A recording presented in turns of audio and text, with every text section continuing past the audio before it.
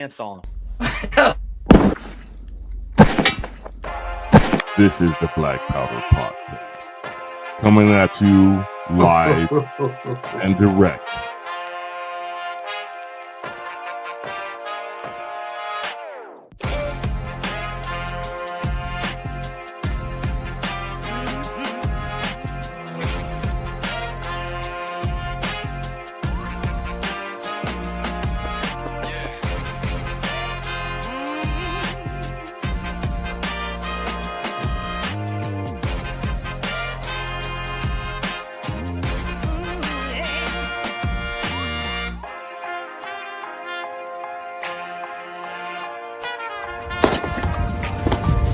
Your salty tears season my life. It's the Black Powder Podcast. I'll talk first.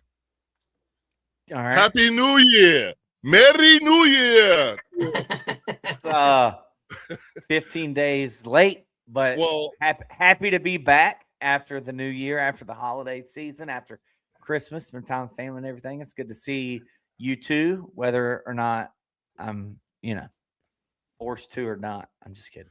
I really don't care about being back. I'm just doing it because I feel like it's a low level obligation. After that, I just don't care. What's up, Free?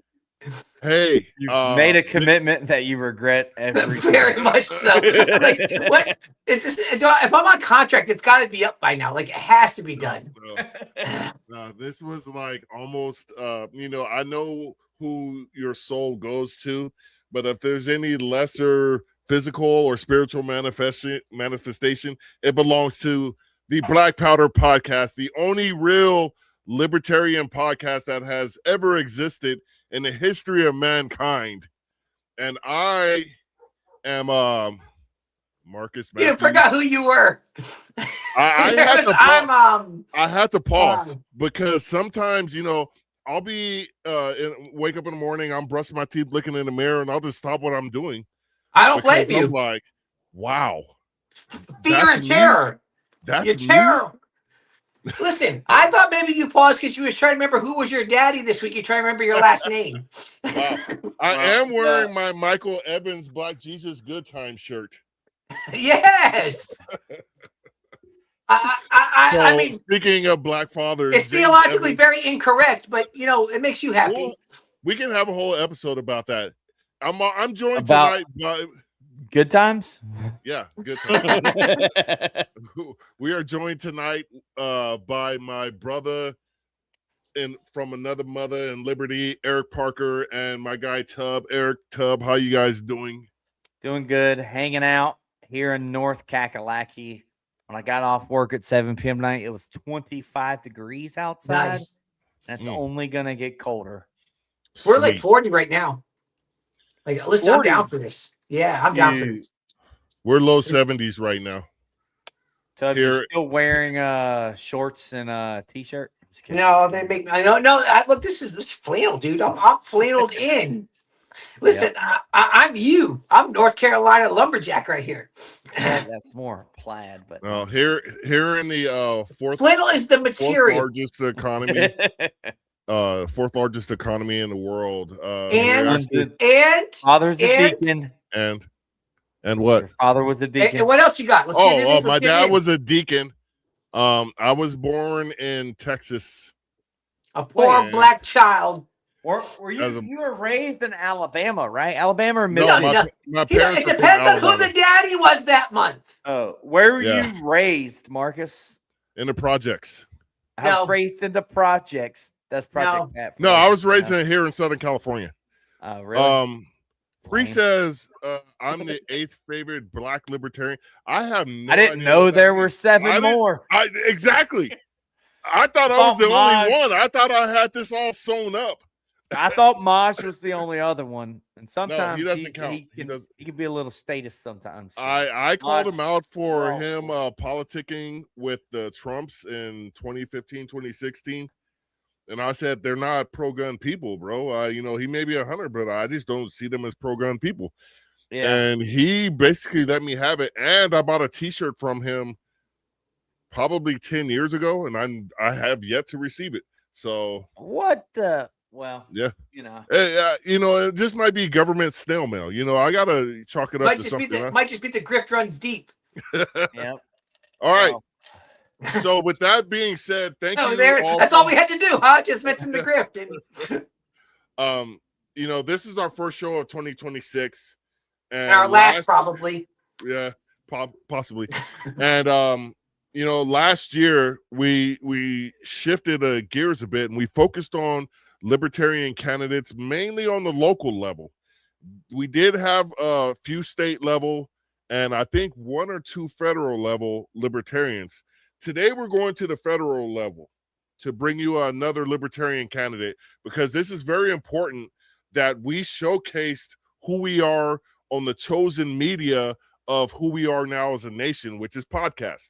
And that's why I call this the only real libertarian podcast. No offense to Free, my guy. I'm very happy because he's going to be at our convention next month, and I'm going to have a chance to hug him like I want to do to Tubbs so bad. That sounds so gay. Oh my goodness, that was unbelievable, dude. We are the Libertarian Party. We are all welcoming here. So but we're not all gay. Listen, like as a group, we can be all welcoming, but individually, you're good where you are. You know what I'm saying? I think you've been in the garage alone a little too long. Man to man, we open can the have garage door. You might be let some fresh California air in. At any rate, actually, I suggest you just back the car and let it run. We're going to the great state of Ohio. Now, if anybody knows me, I've had some choice words to say about the state of Ohio, but I'm going to put those to the side tonight. So, without further ado, and some of you might recognize his name if you're a student of U.S. history, as am I. But tonight we have John Hancock from the great state of Ohio running for the 1st District Congressional seat in the greater Cincinnati area. How are you doing? Hold up. I forgot to cue this up. Here we go. John Hancock, how you doing, sir? I'm doing just fine, Marcus. By the way, I want to know those choice words about Ohio. Me too. It's not going to get you I like to know those also. Maybe we'll tell you them. I said Ohio could secede from the Union, and nobody would shed a tear about it. And there's just I don't understand why Ohio's a state. I got to be honest, because I don't like the Buckeyes, the Bengals. What's that got to do with them being a state? I'm just talking about in general the bad aspects. Ohio. They produce some quality football guys. I'm a college football fanatic myself, and I say I don't like Ohio State because they're always so damn good. And I'm a USC fan, and we're in the same conference now. Yeah, so. I mean, hey, Ohio State gave us Stroud. It's a pretty good team now. Yeah, but Stroud's from Southern California. He's from my neck of the woods. True. He also went to Buckeyes. Yeah. What do you think, Tubb? They stole him. I don't know that Tubbs ever watched college football. College football is the only one I do watch. Remember, I gave up on the NFL years ago. But what it is, though, so I don't have like a college team. I'll just watch them all. I don't care. And the beauty of that is I can mock all of the teams. I can unleash on all of the teams, and nobody can come at me because I don't have a team. You can't hurt my feelings in it. When they stink, they stink. Ask your wife about the Gamecocks, right? I'm just indeed. It was a rough year. Follow me for that one, yeah. So they started the season ranked 12, and then they finished with 5 wins. Wait, Amity says she's been told Ohio's Ohio's not real, and I tend to believe that. I've been told that too, but here I am living somewhere where it's called Ohio. Fun fact: why are there more metal bands made in Ohio? Oh, nice. I also like Ohio players. Because what? There's nothing. There's more metal bands made in Ohio because there's nothing left to do but scream. Yeah. That's where the Rock and Roll Hall of Fame is too. Where in the state of Ohio, for those not from there, where is the Cincinnati area located? It's outside of the state. The bottom left. Yeah, we could just be our own state. Let's be honest. Kentucky. Almost by Kentucky. Actually, for all you libertarian folks, I am just 5 minutes north of Thomas Massey's district. There you go. Maybe some of that Liberty will bleed over the river. I hope so. Actually, just north of me is another Liberty Caucus guy. So I'm like sandwiched between. That's good. So, that's good. This episode is about you, and we've bashed Ohio enough. I didn't want to get into that, but you brought us into the Ohio bashing aspect, and I will follow up with the Ohio bashing memes after this after this show. But for those who don't know you, tell us who you are and what you're doing and why you are doing it, etc. I kind of like to say that my libertarian journey before being called it was when I was like in 8th grade English class, and my English teacher gave us a lyric to his song, and it was BYOB by System of a Down. Why he gave us that, I'm like, I don't know why, but it's probably what fomented that first edge. And since then, I've been very like, yeah, government sucks. And oh, wait, there's a party that says that and believes it. Okay, let's go. I did vote for Trump in 2016 because I was just out of high school, brainwashed into all of that narrative. But it wasn't until 2022 where I finally flipped over, been engaged. I'm an engineer student. I work in the private sector, and I'm just pissed off enough like, hey, I'm willing to put my hat in. I'm willing to use my name as leverage. Let's fucking take this party to the next level. I mean, come on. Gotcha. You are you're our first System of the Down libertarian. I think 90% of the people who have told their libertarian journey started with Ron Paul. But that's pretty impressive because I became a System of the Down fan. They had a video shoot here in Hollywood, and it turned into a riot. There wasn't really a bunch of damage. There was just a bunch of punks just like moshing, and the LAPD said it got out of control. And I was like, oh, that sounds like my kind of band. And I actually listened to them, and dude, my kids grew up on System of it. That was my ringtone for like many years. Was Spiders. Dude, oh my gosh. One of the episodes you said you started the Wu-Tang Clan caucus. Let me just fill you in. Let's bridge these two genres right now. If you go and you look up Shame by Wu-Tang, but recovered by System of a Down, it is amazing. Yes, I've heard that song. Oh my gosh, so good. So, John, you need to start the System of a Down caucus if it doesn't already exist. And that's a good idea. Yeah, someone's gonna steal that watching this. They're probably already making the Facebook page right now. Let me get that. I'm probably thinking Tub probably already patented. Yeah. I have no idea what you guys are talking about right now. I knew the Wu-Tang aspect. I don't know any of this other stuff. So I'm just going to sit here quietly until we talk about some liberty things. I was kind of like, Tub didn't interject at any point. Yeah. And I was like, I was wondering why. And when you explained it, I'm like, good. Now I know how to keep him out of the general conversation. I'll talk about like punk music from the 2000s. Oh yeah, I'm out. Yeah, I'm out. Would that be considered? Were they considered punk, or were they like new metal? They were. Nowadays we probably consider them new metal, but like thrash punk. It's a whole big genre. Actually, if you look up, it's pronounced Honor, but it's spelled Xonor. They are a Swiss punk band that got started because of the lockdowns and COVID in Switzerland. They were so radicalized that they made this thrash metal band. I mean, they're so American. They've got a song called Killdozer. It's fucking fantastic. Wow. I know Killdozer. Hey, I'm back in the conversation again. I know Killdozer. I'm in. So I put up your website here because we're gonna try to fundraise for you too. So I mentioned that. Don't stop watching because we are going to ask you for money soon. Not for us. Podcast. Not for us. But if you do want to, I'm not opposed to that either. But here's your site, HancockForLiberty.com. And I'm going to pass the mic to Tub so he could get the questions started about your candidacy and all that good stuff. I have 3 right now. We'll start with this one. Why are you running now? Like specifically, what drew you in? Let's see. I was gonna run for state rep, but then the guy who used to run for governor in 2018, Travis Irvine, he stepped in and told me like they're about to redistrict the entire map in the state. They're about to make my district as close to 50-50 as possible with it. Obviously, they're going to try to make it a little more lean red, but the same requirement, signature count, which is 25 for state rep, is the only amount that I need for federal U.S. Congress. It is the same bar entry in, and I can have much more damage to be done. 25 or 2,500 or literally 20? Literally 25, because we have ballot access. It gives us that low bar. That's awesome. Awesome. Yeah, that's awesome. So when I was like, I'm sold, let's go. He's like, you're running against a guy who is unpopular, who's a Democrat incumbent, and the nominee for the Republicans. There's 3, but the guy who might win is a former CIA agent. Like, I mean, come on. It's 2 people that are unpopular. 2 drug dealers. Yeah.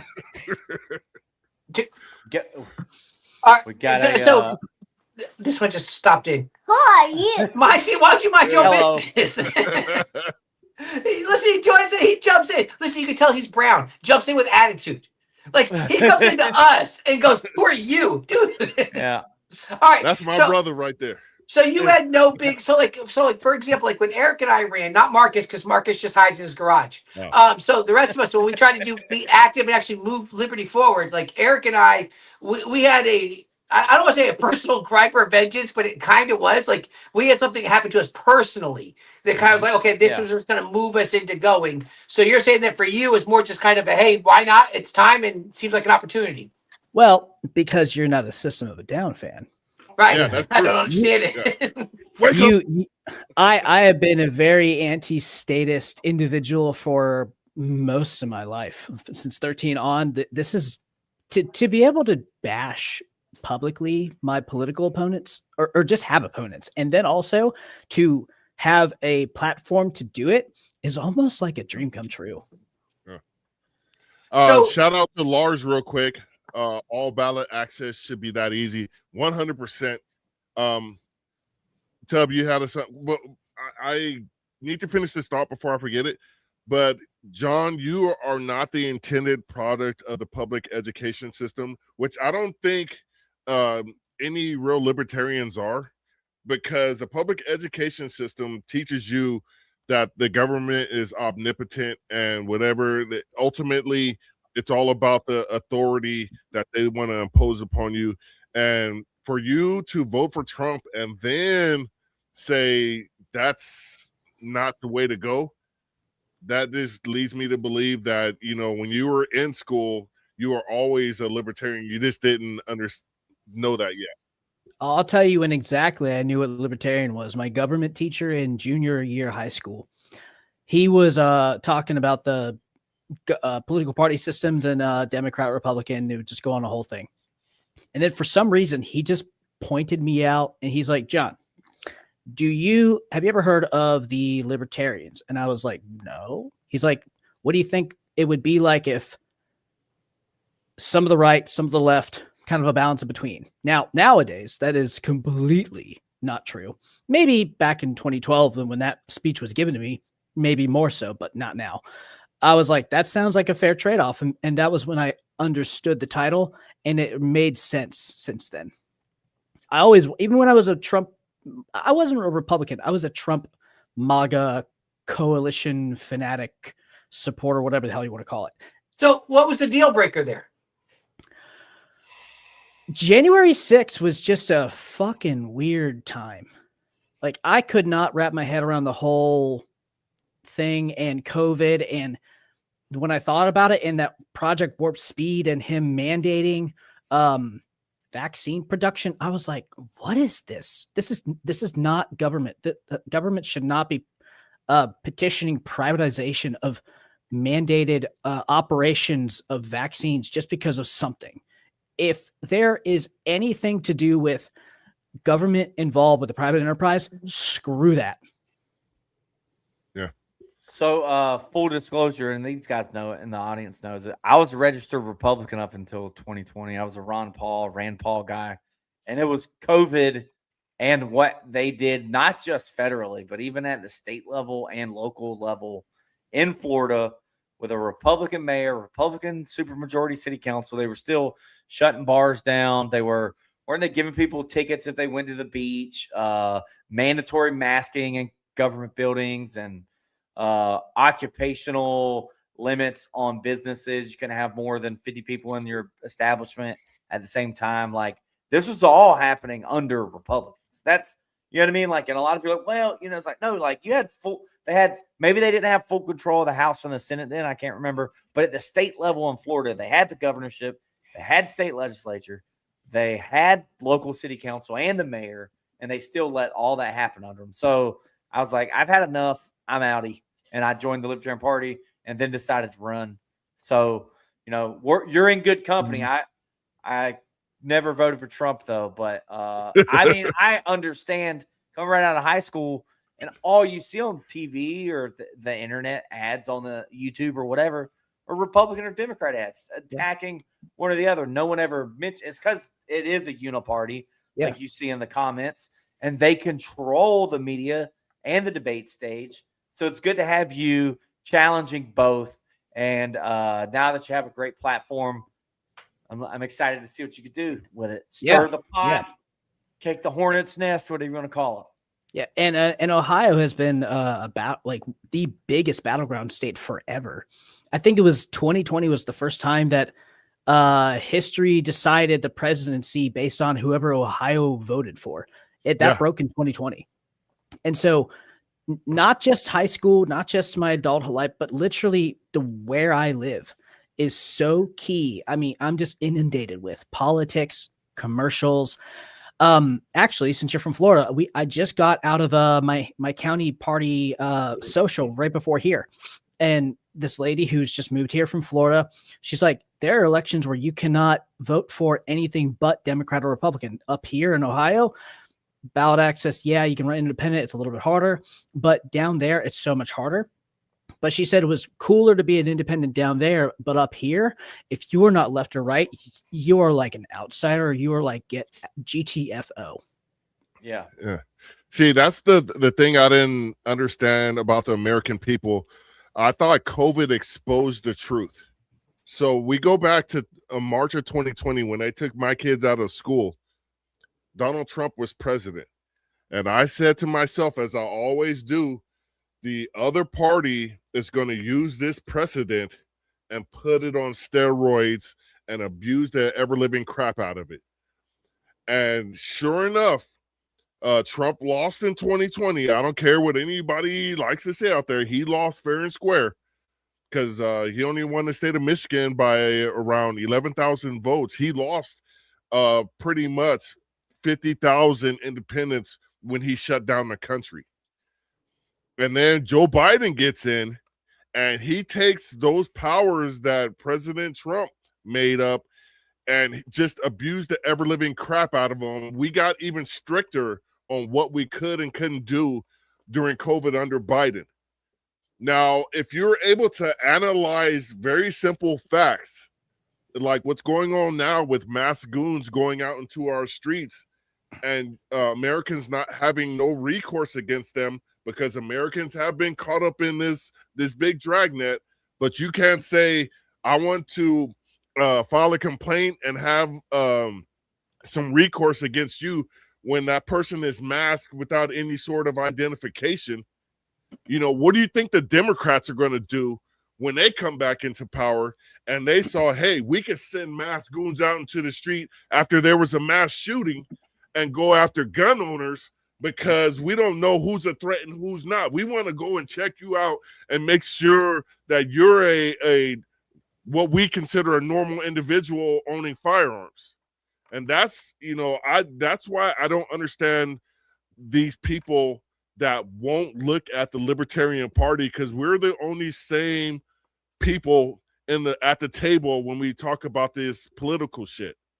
Sorry, Tom. Yeah. There's a whole. You just coupled so many things I just needed to put together. Holy crap! I made a post earlier today on my Twitter, and it was like some American citizen who was being detained by ICE, and he just couldn't produce his validation of citizenship. Like, okay, I'm not carrying my social security card everywhere.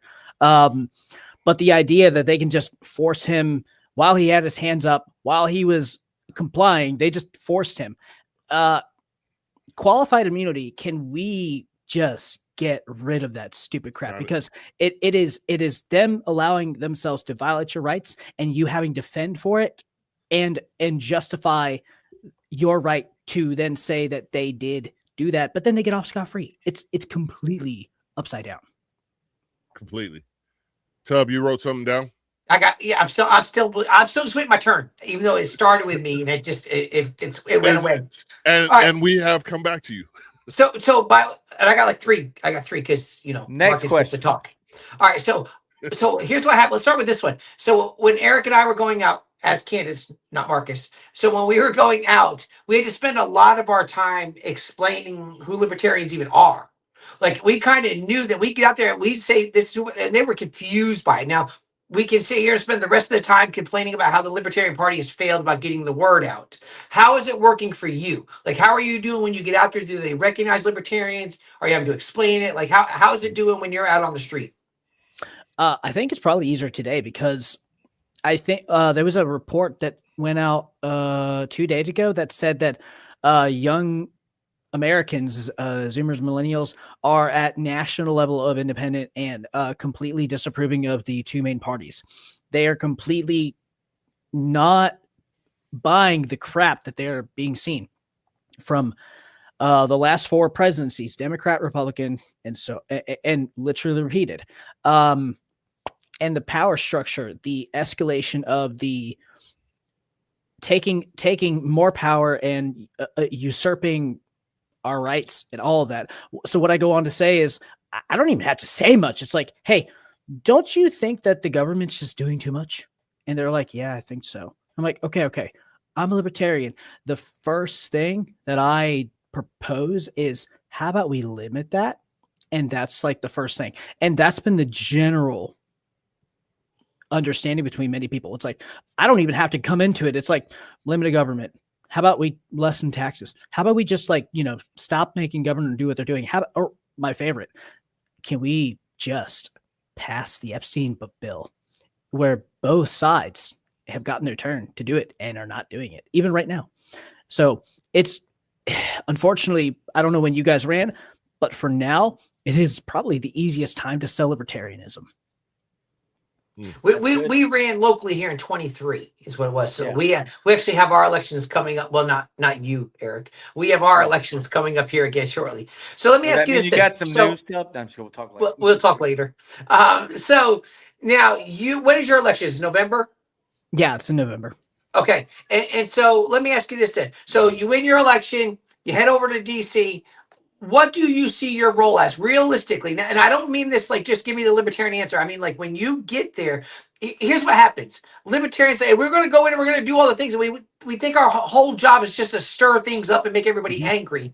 That's honestly, I don't think that's why we should be electing people into office, just to make people angry. We get nothing done. Just because you get people mad at you doesn't make you effective in what you're doing. So when you get there, you have to actually kind of do something realistically. You have to do something, or you're going to be one term. You're going to be 2 years and out, and it's all done again. So what do you see your role as? Okay, you're sitting in DC now. What are you there to do? So I mean, just plainly, when you get into Congress, what's the first two things that any politician does? And a lot of people don't know this. One, run for office again. That's what they all seem to do. Just keep running for office. But start campaigning. Start campaigning. But number two, find a committee that they will let you be on. If you can be on the ethics committee, any board or anything, grab it, whatever you can. Make alliances. Obviously, any Liberty Caucus Republican, I mean, yeah, they're Republicans, boo, but also they're the most libertarian of the Republicans. I like Rand Paul. I like Thomas Massey. The guy north of me is Warren Davidson. He's a Liberty Caucus Republican as well. He tweeted that he wants to repeal the 16th Amendment that gives the power of government to tax us. So I will align myself with people that will at least give me a chance to vote alongside them and build credit and rapport. On the Democratic side, same thing, but with civil liberties. Coalition, build alliances, actually be a politician. That's the unfortunateness, but that is also the way that I could sustain and hold and possibly win the second election. But when you get there, you are called to represent a district back in Ohio. Mm-hmm. And so we've had some other people on here who are going to run their representatives, stuff along those lines. And I say, what is your responsibility back to your district? Mm-hmm. Like, for example, I asked the one gentleman we had on here, I said, listen, I said, here's the thing, if you get up there, do you think that it should be part of your role to maybe draw money, take federal money back into your district again? Or do you just get up there and just play the Washington politics as usual? It's a balance. It really is, because I want to make sure that I'm making alliances, because if I put to vote something that specifically is for my district, but also is maybe the same problem for other parts of the country, and I'm the only one maybe talking about it, I don't have a voice if I'm not building coalitions. Now, should I go back to my constituents, my district, the people that I represent? Absolutely. The first thing I want to do is I represent now 3 counties. We got one new county with this whole gerrymander redistricting. I live in the urban population. I live 5 minutes from the Bengals Stadium. I'm right downtown. We have mostly farm territory. I grew up in the sticks for a little bit, so I have a way to talk to people. I want to build a good conversation with people all across. For however much I can, I want to come back here, go to each county, go to each place that I can, talk to as many people as possible, because that's the best way that I'm going to be able to understand collectively. And I might get the fringe Republican, the fringe Democrat, but that's not the majority opinion. I'm going to at least listen to them, but I'm going to at least try to listen first. And then I'm going to go take that and then do what I can to build those coalitions, to build that voting base, to then understand how if I'm going to do anything to get a vote in and support something that's going to represent my people, I'm going to do that. So if your people are saying, hey, we want X amount of our dollars, because the way I see it is this. What we end up doing is we send our money to DC just so we can beg to get fractions of it back again. And so I've kind of come to this thinking now that says, okay, they're taking our money. So if we're going to send guys like you up into DC, hey, why don't you get some of our money back? Why don't you improve our district, your district? Why don't you improve it a little bit by taking some of our money back out of DC? So what happens if you come to a point where there's something that you don't agree with? Let's say your people say, yes, we should continue to support Trump's actions of just going across and taking out foreign leaders and stuff. And then what happens when your people that you represent say, we're down for this, we want this, and you don't agree with that? What do you do in that situation? Well, perfect example. Our incumbent is pro-Israel, supported by AIPAC. He has got a huge disapproval rating, and that's why he's being challenged. And that's why he's probably threatened by the Republicans to win. If you look at the voting trend, if I win, whoever wins, if that's the line that people vote on, then okay, then maybe that's the point that person wins. But specifically to answer your question, if it doesn't align with the libertarian principle or just personally mine, because I also have my own opinions that maybe sway along the libertarian spectrum of like too not libertarian or the most libertarian. Marcus, you are also the real libertarian here. Thank you. He's not. That's fine. Yes, I am. He's not. Self-proclaimed. Let's make that very clear. Self-proclaimed only real libertarian. No. He's the real G. Nobody else believes that with him. No. But so the biggest thing is just do what I can, be principled, but also be a politician without being compromised. That it's a dance. It really is a dance. Mm-hmm. It is. Indeed. Tub and dancing are 2 separate issues. We'll get to that on another day. But I want to point out this link that I posted here. It's donorbox.org/Hancock-4-Liberty. Here on the Black Powder Podcast, the only real libertarian podcast, we have a motto. It says, put your money where your memes are. And everybody loves to be edgy with memes and loves to be a libertarian, but you have to pay. And that I don't really think it's pay. I think it's an investment in liberty. So make an investment in Liberty. Click on that link and donate. Tub. I want to add something to this real quick. Here's the thing. People would say, why should we give him money? He's in Ohio. Do you understand that with the power of our federal government right now, unfortunately, somebody coming out of Ohio has way too much influence in our life here in Florida. So this is why, especially in these type of races, you don't have to be in their district. It could still benefit you to send him money so that he can get in there, because he will still ultimately kind of affect you where you are. So don't look at this as well, he's not local. He's not right here in my town. It has nothing to do with it. Understand that he can make a difference that will end up affecting you. So that's why it's worth donating, even though it seems like, why would I? He's not local. And let me add this. Okay. I'm go ahead, literally next weekend, I'm going to be in Arizona and Tucson. I'm going to be at the Arizona conference or convention for their party as well. They have a candidate package that comes with the ability to go and network. Why awesome. not? I was told come and go to this thing, and actually I was told to go and pay for that package, even though it's a little bit extra. It gives me access to hopefully more potential for donations. You don't, and by the way, for anybody that does not know, you don't have to be my state. You don't have to be my district. You could just be a U.S. citizen. You can donate to anybody you want. Mm-hmm. Yeah. What's the maximum contribution limit? 2,500. It used to be 3,500 a year, 7,000. It's like, I think it's either double that for jointly if you're married, but at PACs it gets different. Businesses they create, it's weird, but like, gotcha. Personally, yeah, I will always say if you want to contribute the max, totally. So, if you mind if I jump in, Marcus, or you got something? Well, I got 2 more comments, and I will let you go right after these comments. I want to say, Joe, whatever you're smoking, when he says Tub for mayor. For real. He's cut back on that stuff. Yeah, come to he found good stuff this week. Come to our convention in California in about a month, and please share.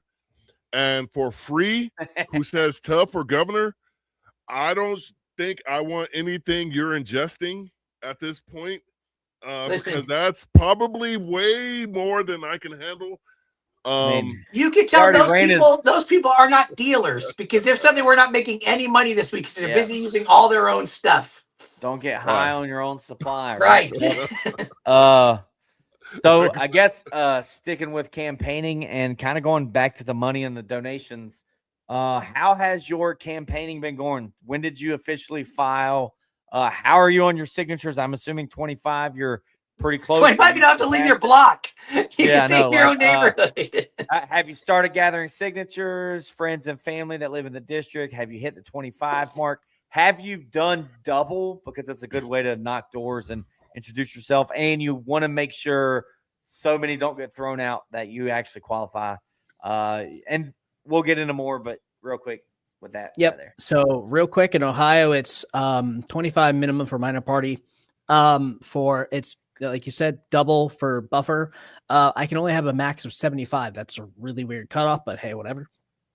Our chair is a very IT whiz kind of guy. He made a real good tool website for us to be able to validate unaffiliated, or if you're independent, unaffiliated, which are both, and libertarian. You can get both. That's 2/3 of the state population of voter registration. That's great. I have the voter registration data for all of my street. It's a very small street. 50 people are unaffiliated. I can get that in one day if I just happen to be able to get everybody. I haven't had to do that yet. I've done no door knocking. I've gone to church, work, and friends. I've already gotten 30. I'm currently about to get at least potentially 15 more to be able to get that 50 min total, and I will be ready to go and pick them up by next Thursday. Gotcha. So you'll have 50 done by next Thursday. Yep. That's double the cutoff. If you wanted to go, I would not do 75. I would do 74 because, the government might try and say you broke a election law by doing 76. They might duplicate one and hurt you. I'm not saying you got some shady practices there. Who knows? Maybe your supervisor election. Are there Democrats and Republicans there? Well, thankfully, probably working in that office is only Democrats and Republicans. Yeah, well, then you got some shady practices. Thankfully, our board of election, I know them personally. Our party has a good connection with them. They're very nice people. They tend to treat us with respect. Not every county in Ohio, but in Hamilton, where I live, yes. Here's the thing. We have a good one here. We do. Remember when Lana Self was there? So here's what happened though. Eric filled out a petition for me. So we went in together because they tell you bring in a few, kind of get ready, get the setup going, and we brought them in, and they kind of thumbed through them real quick, and they kicked his back out like, hey, this one's no good. Standing there. So I looked right down and I said, hey, do another one real quick, and he did, and then they kicked that one out again. Yeah. So this is my why signature didn't match the profile. Yeah, so we looked at, so we know what and that's why when Eric tells you, hey, make sure you have more, and they can be great, they can be friendly and everything, but still we're libertarians. Realistically, we are still the outsiders. So that's wise advice from Eric right there. Like, hey, get plenty. Just get plenty. You don't have to worry about it. Just to kind of elaborate on that, we were doing city elections in 24 for like commissioner, county stuff. Like I was going to run for sheriff. Had I known that you actually had to be, they changed the code. You actually had to have a law degree or something. Certification. I didn't get in. Just that pre-qualifications. Yeah. But I ran for sheriff and I got booted out just because I didn't meet the new requirements. Now we had 5 other people running for commission and other seats in local county government positions. I mean, we were like 5 people at a table at our meeting.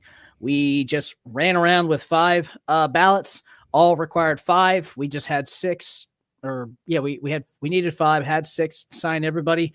All but me got on the ticket. So to at least give some credit to where credit is due, we on the minimum on that scale, we were good. Gotcha. Awesome. Well, let me jump into this if y'all don't mind. Yeah, sure. Go ahead, man. What is your campaign strategy? And put this link up for donations. What are you thinking you need most on the campaign trail starting out? You have until November, but realistically, and I know you know this, you got to start now. You're fighting an uphill battle against the uniparty machine.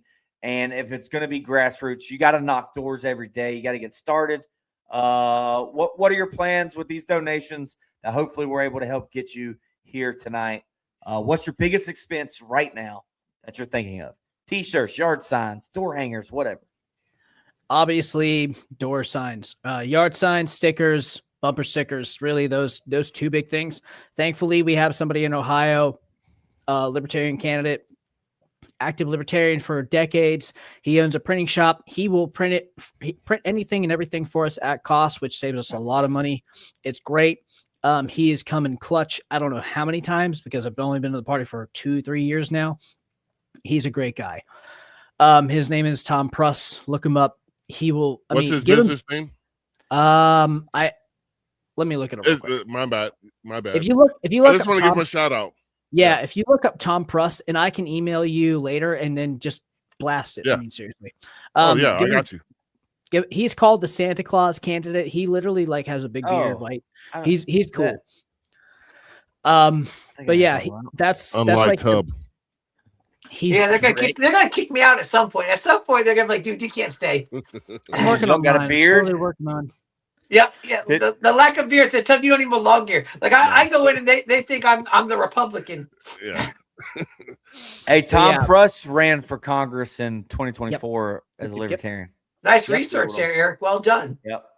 He actually ran a paper candidacy, and he still got from the state of Washington an organization that's pro-Democrat that gave him like over $100,000 in like indirect advertising to go against the Republican Party, which ended up helping him. It was crazy. The fact that he just ran paper didn't really do too much. Still got 4%. 4%. That's legit. He's got an electable face. I'm looking at him right now. Anyways, so do you. I'm not saying you don't either. Hey, I want to say I'm the prettiest, the youngest. I'm 31. I like to say that I am the youngest. The youngest, but not the prettiest. I don't even know why you're saying that when I could just boot you off this podcast. That's a personal insult to me. To me. To me. No. Man, you don't even have a facial hair, bro. Stop, Tub. Man, when I heard you had kids, I was like, what? Dang, black don't crack. No, Dude, he's 52 years old.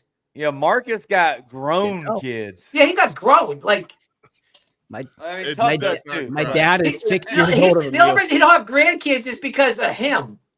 Yeah. Because nobody will date his kids because of who their dad is. Yeah. Hey, I sent you a picture of us at that Satan landscape of Disneyland last week. You saw how beautiful my family is. That's true. But okay, so hang on. So he said this was hilarious. He sent the picture to us, and I said, "Dude, is it Pride Week already?"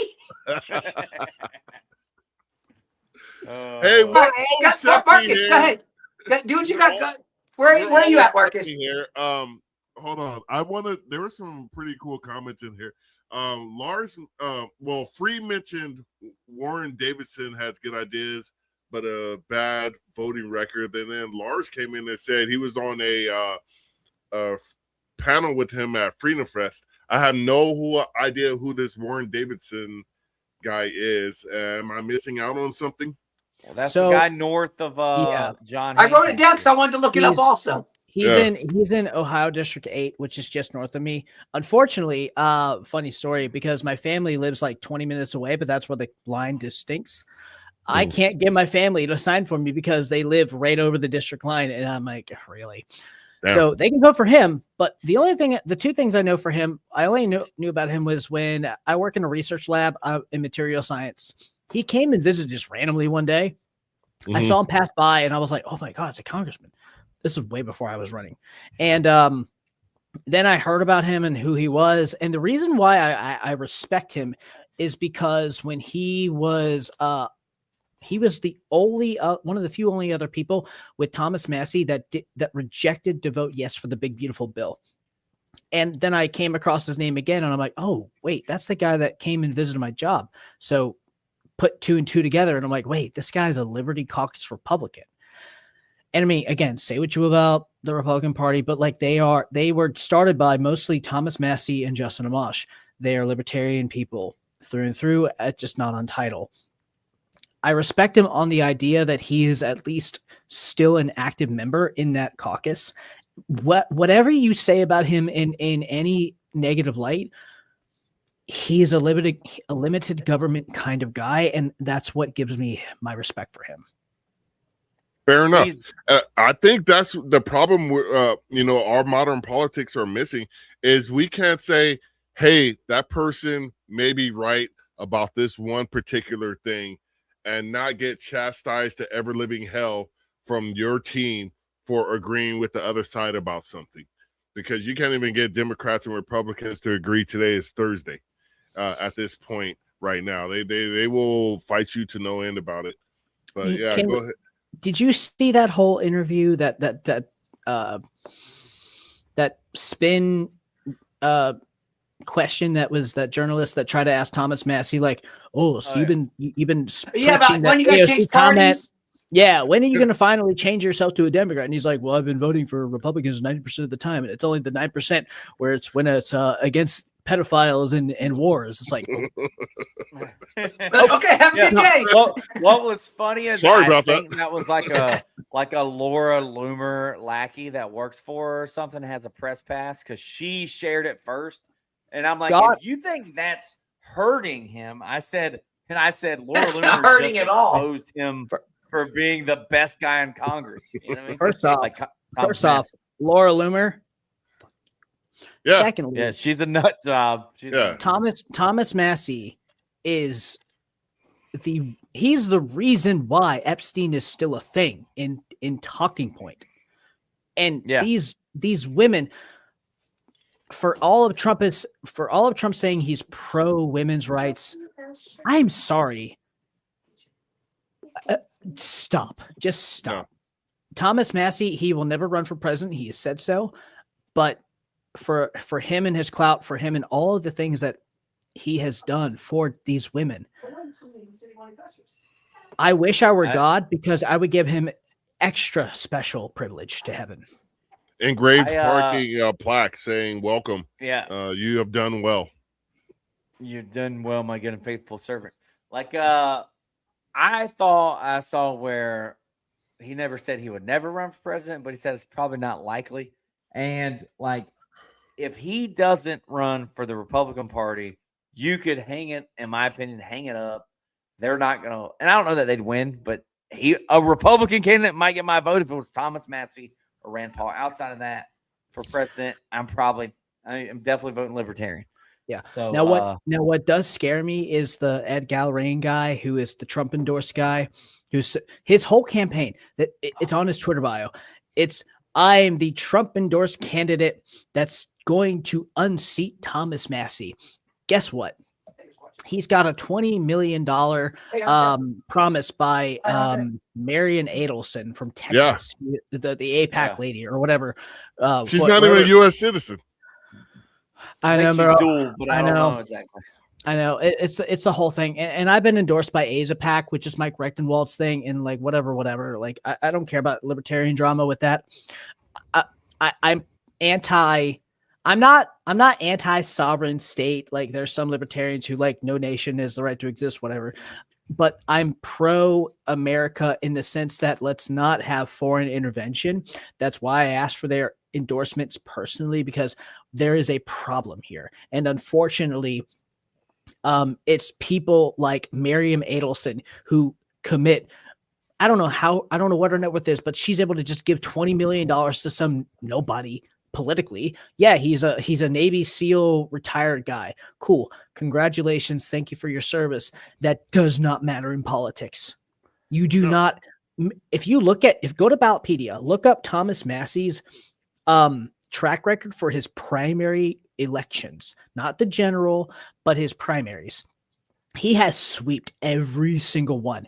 So much so that he beat the F out of a guy whose literal name was George Washington. And one of your homies, because you signed with George one of your homies, right? And some Texan Jewish lobbyist, dual citizen, whatever lady who wants to commit $20 million to a retired Navy SEAL veteran. Again, thank you for your service. You have no position here. Thomas Massey is the hero of our time. He is a national treasure. So living so close to Appalachia, wherever, Kentucky, Thomas Massey's neck of the woods, is there a liberty movement there in your area, being that close, and then having the Liberty Caucus guy above you, and the politics in Cincinnati specifically? Did you say it's kind of 50-50 split? Are there people on both sides? Is the liberty movement growing? Is it going anywhere? So in Ohio specifically, we have seen a lot of new membership. It's been really fascinating, and I'm very proud. Specifically, this lady that moved from Florida here, she's an investigative journalist, has been giving a lot of Democrats in my city a lot of shit because our mayor is corrupt and our city's government's just corrupt. I mean, just look at the Cincinnati City Council Gang of Five. It's a huge story. It went national. The libertarian movement, I would say, is again, you're looking at a bipolar state, the biggest battle state politically for decades, but the shift is real. There is a lot of push. I mean, Vivek Ramaswamy, for all of his political clout, just by running in the presidency in 24 and now running for governor, he's not doing too hot. There's this new guy, Casey Putsch, who is really giving him some headway. And he's not, I mean, he's a Republican still, but there's people that are coming up and that are being challenging to the establishment. I'll say this about Vivek. He's a slime ball. He'll say whatever is politically expedient at the time.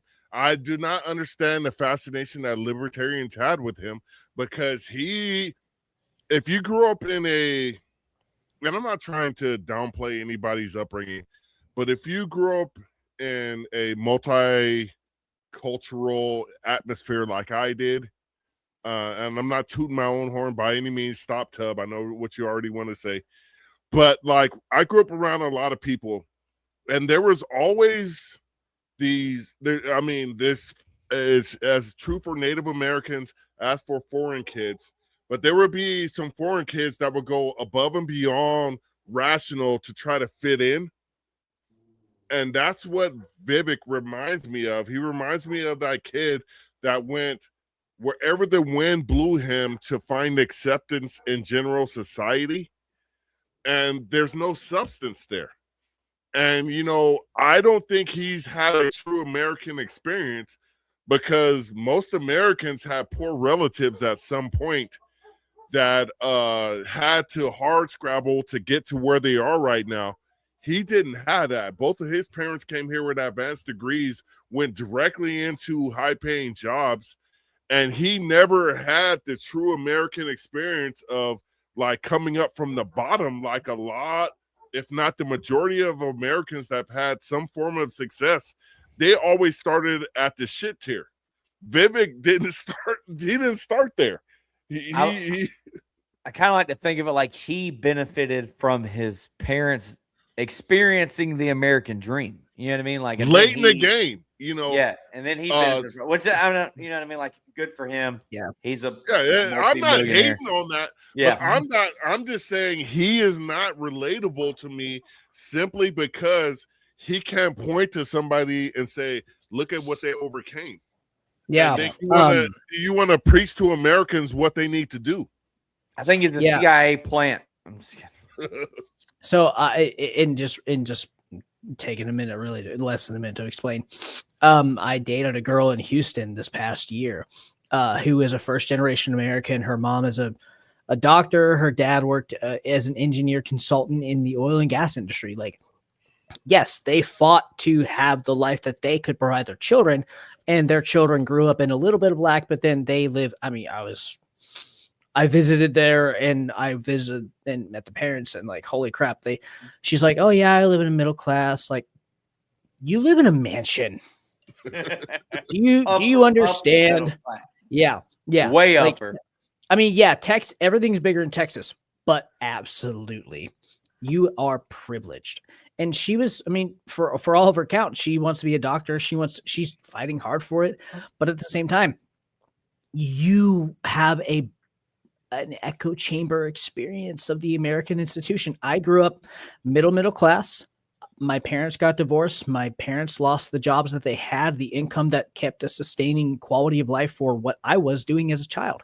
I went from living in a home, 2-story basement to a trailer park. And I grew up, I call myself reformed white trash for a reason, because I went from living in a trailer park to fighting all my adult life with the experiences that I had. And on my campaign website, you can look, I was assaulted at 13 by 3 black men at armed robbery, and I got assaulted, and it wasn't Marcus, right?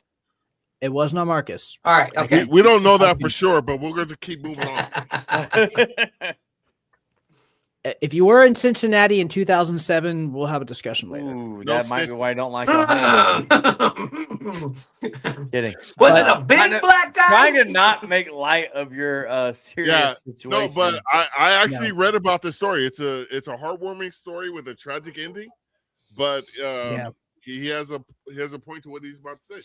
Yeah, so like I was assaulted at gunpoint. The guy was given an 18-year sentence, which in the state of Ohio, at least, you are whatever the highest level charge for the highest level conviction you get, as far as like 8 years or 6 years or whatever, you get 8 years. If that's the max, you get 8 years. They went and stacked them back to back to back. That was not necessarily a rule, but it was a tradition that him specifically was the use for the case to go to the Ohio State Supreme Court to then fight for this to be made into law, to make it effect. It ended up losing, but the case still stands. I then worked with a nonprofit law firm on social criminal justice reform to get him out, because he was working for his change. He was trying to be a better person. And I read the papers, and we took 3 years to really actually get through the process of getting him out early. I ended up actually fighting for all 4 victims, myself included, to say yes and accept the terms to get him out early. Because of that, I mean, first off, the robbery itself, Boy Scouts, okay, cool. It's a Boy Scout robbery. It became national news. I was on the news nationwide because of that alone. The idea that a victim of an assault and robbery to then go and vie and become friends with the guy who robbed you and then ask for the court system to then get him out early is insane to the public opinion. I got national news again. I then get invited to Yale as a guest to be a part of a panel just to give my testimony and just share my experiences. He then tragically died 2 years later. You can read that and go from there. It's a tragic story. But the remaining point is there is nothing about my experience as a from middle class to lower class, reform right trash to who I am today. Yes, I listen to System of a Down. Yes, I have this punk rock edge, this libertarian vibe. But at the same time, I have empathy.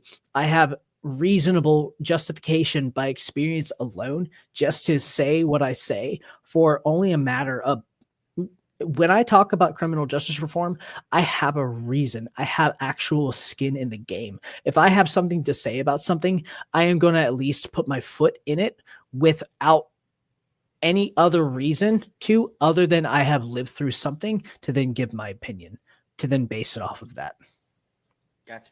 That's pretty powerful stuff. I mean, a lot of people say, you know, I believe in criminal justice reform when they're running for libertarian because they kind of have to. It's a huge staple, but you have a lived experience and you can, you know, sit down on someone's stoop, doorstep, whatever, and talk with them about it. And, you know, on the campaign trail, I got questions from former felons. How do you feel about felons and their right to vote and stuff? You know, I'd give my cookie cutter answer that I thought up beforehand, but you have like something that you've lived through that helps you form your answer and your experience. That's pretty powerful stuff. Epic. Yeah. I'm going to have to go read the rest of the story. Yeah. I mean, go and look it up if you ever want any documents that are, I mean, there's a paywall for some of the stuff. If you really want to like I have PDF copies if you ever want to see it. Gotcha. I just asked ChatGPT. Just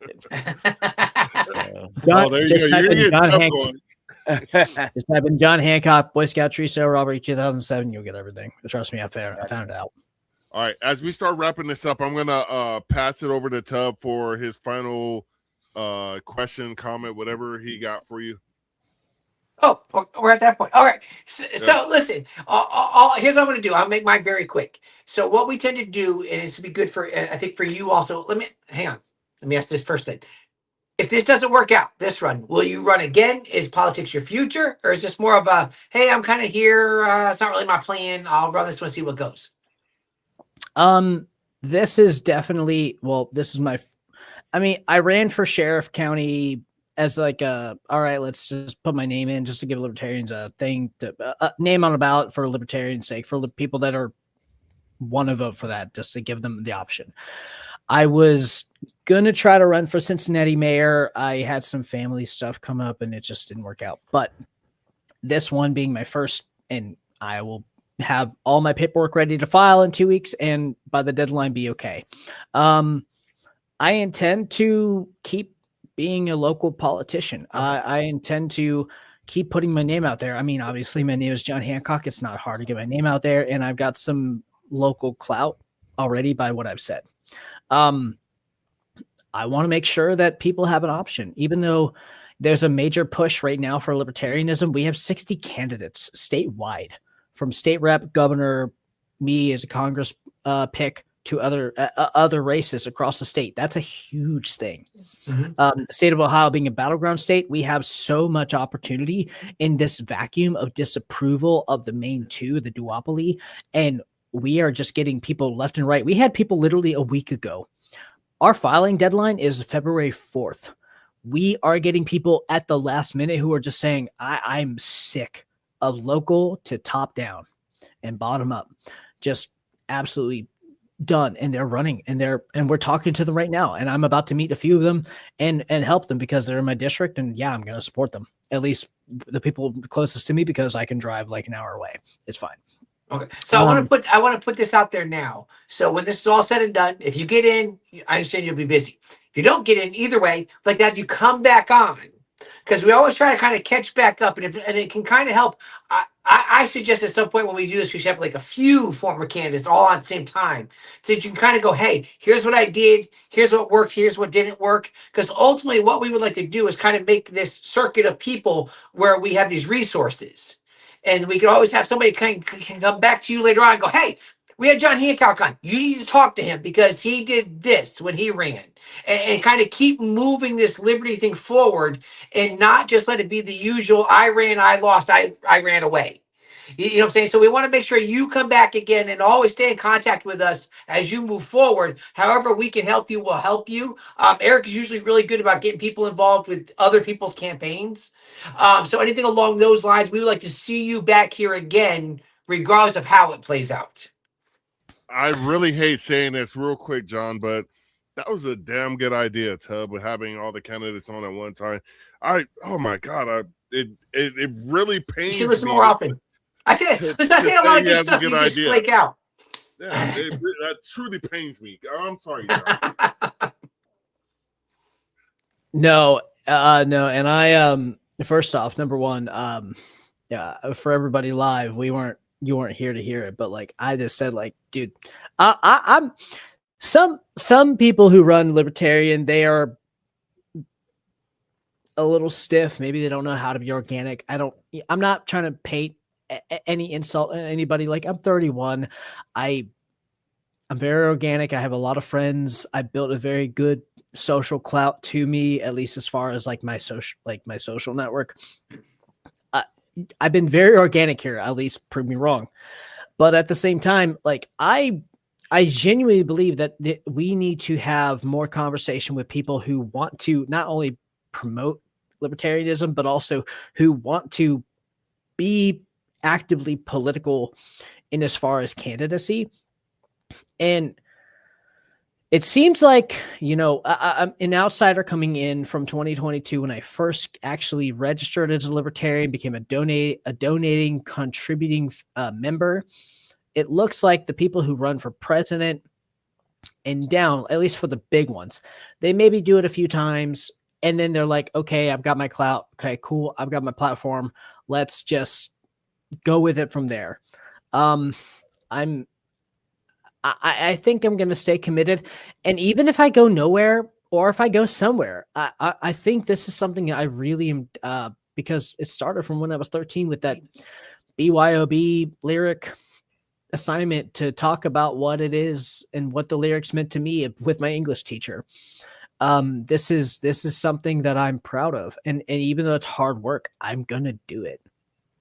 I'm committed. Even if I run for something, maybe not Congress, but I run for something maybe statewide or even who knows. I'm committed. I believe in libertarian principles. I believe in liberty. I hate taxes. I hate this overreach. I don't want to see what's happening continue to happen. I think that's at least a bar level limit of what standardizes the people that should run. You should hate what's going on, and you should hate where you assume it's going to go. And we need people like that. Indeed. Eric? Or my bad, John, Tub, were you done? Coming. No, that's good. We're good. Yeah. Yeah, my bad. Eric? John, thanks for coming on. It was a great time. I wish you all the success with this campaign and however you move forward in politics. I think you're a great voice for liberty. Happy to have you in the Libertarian Party and running as a libertarian.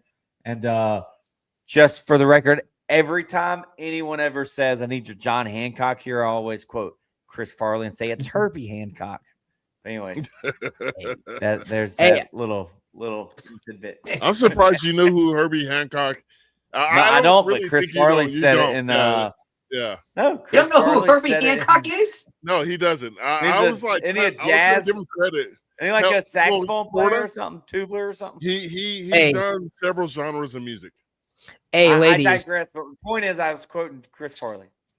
If you're a single, and by the way, not non-direct plug politically, if you're a single lady in Cincinnati and you want to have a date with me and you want a good jazz night, I know a good spot to go to. Let's have it.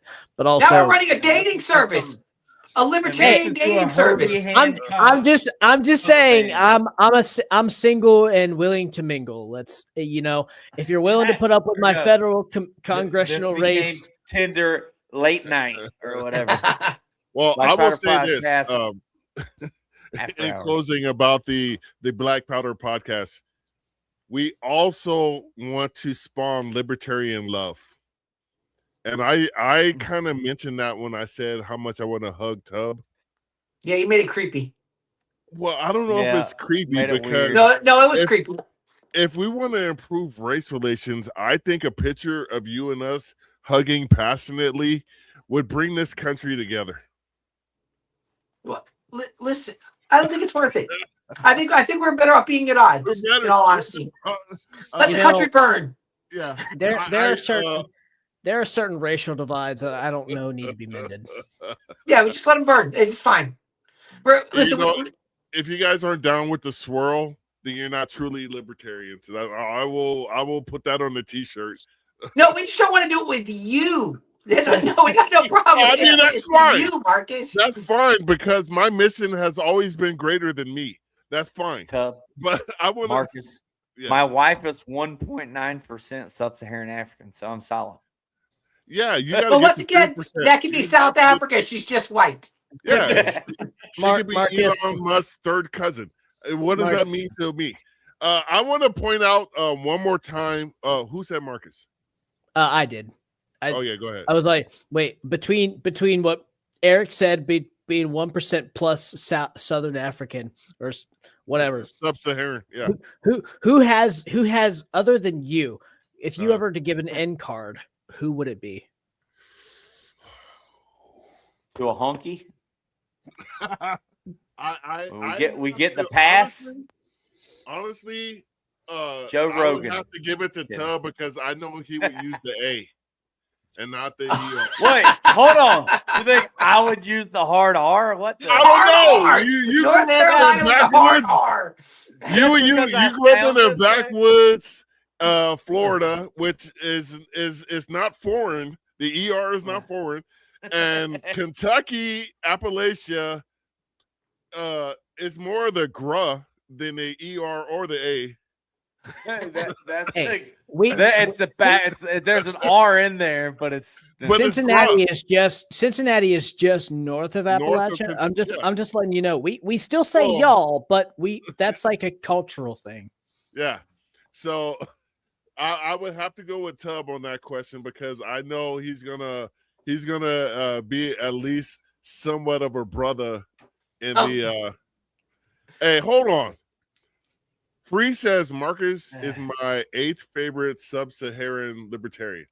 Now I don't know who the other 7 are. Other ones? We kind of alluded to this in the beginning, but those 7 aren't a better shot than me. And if they tap dancing for massa, because if anybody knows me, I think I'm not going to go there. We're going to wrap this up. Well, can maybe one of the 7 is Spike Cohen's wife? Oh, I don't think she likes libertarians. I don't even think she's libertarian. She is beautiful inside and out. I had a chance to meet her last July. I told Spike this. I was like, I have never seen she went so hard about his dietary concerns at the LP convention here in California. I was like, I'm impressed because she had these people marching on the numbers for Spike. She is an impressive woman, to say the least.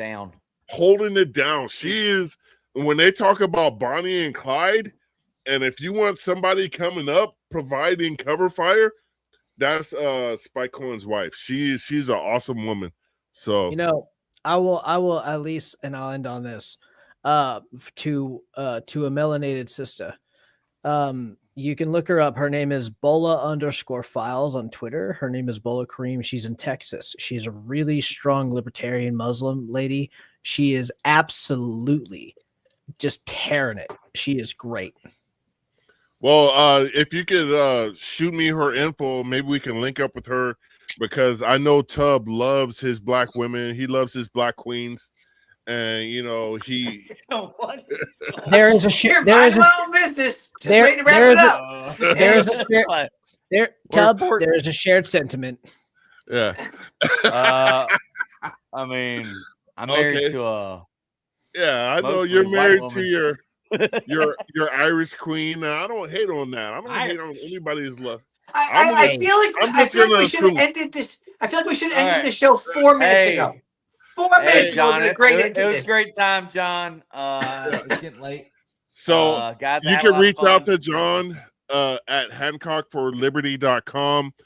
He has a very prominent donor box, to which here is the link. We ask you to give the bare minimum you can, whatever you can, so we can promote our brand.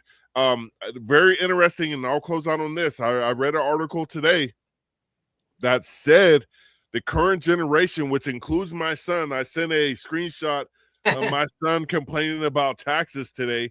I never told him how to vote when he was growing up, but now that he's an adult, I can give him my true opinion. And I told him, don't vote for Democrats or Republicans, because he was in LA County and they charged him 10.5% for an In-N-Out double fries and a drink. And he said I had to give up 1/10 of the value of my meal to satisfy these politicians or whatever, to whatever he said. And he was upset about it, because if you ask my kids what are taxes, and this is probably one of the most libertarian things that I did to them, I said taxes are theft. And with that being said, go to my guy's donor page right here and give him a few bucks. You can spare 10, 15, 20 bucks. Give him whatever you can, so libertarians can indeed start making a change. And we had some success with our candidates. I think we were at like 20-30% of the people that came on actually won their elections. So this is the platform. This is the only real damn it, these comments. Numbers up. Yeah. The only libertarian congressman is Justin Amash, but he changed his party status mid shift. So let's get one elected. Hey, Justin, you're amongst great company, because Justin Amash was on this podcast. Oh, we've had him. We've had you some. Can look it up on YouTube. I think it's on YouTube. Okay. It's still on there, and it's still on X. Facebook deletes your things after 30, 60 days or whatever. Tub, you got anything? A bunch of malarkey. Eric? No, I'm good. John, go ahead and give how people can contact you, look at your stuff, and get in touch with you, all that great stuff. Yeah, you can just follow the links that Marcus just blasted all this episode at hancockforliberty.com. My donation platform, you can find donation buttons the entire time. Just look at the donate button. It's an image. That's my donor box. You can follow me on X, on Facebook. Those are my only 2 social media platforms, because Instagram is highly addictive and I just don't want to make a social media for that too. So yeah, just follow me, share my page, donate whatever you can. The more you can, the better you can, the better I will be to promote A, liberty, and B, libertarianism. So from top down to bottom up, whether it's county to federal to president, we have a long shot, yes, but if we are united, we have a chance. And from Stephen DeCalia and his party parody project, we have a shot. We have a real shot to actually promote libertarianism as an option, but also B, a future for the country in a place where dissatisfaction is a majority opinion. Let's do this. Let's not just me, not just anybody else in this podcast, anybody. Let's go. Awesome. John, I'm going to ask you to stick around for 1 minute as we play the outro so we can speak to you for a second. This has been the Black Powder Podcast, the only real libertarian podcast, brought to you by the only real libertarian and I, Marcus Matthews, my great pal, Eric Parker, the Bold Liberty guy, Tub, just Tub. I'm still waiting for post his sermons on our platform so we could bring the spiritual aspect to the Libertarian Party as well, because we are in need of that. And to you specifically, because you need Jesus, even though your dad was a deacon. My dad was a deacon.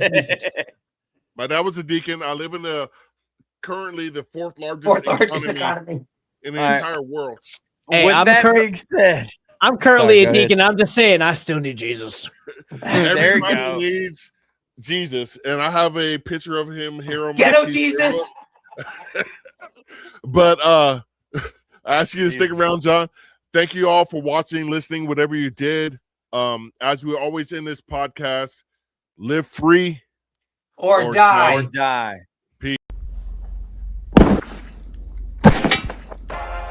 This is the Black Powder Podcast, coming at you live and direct.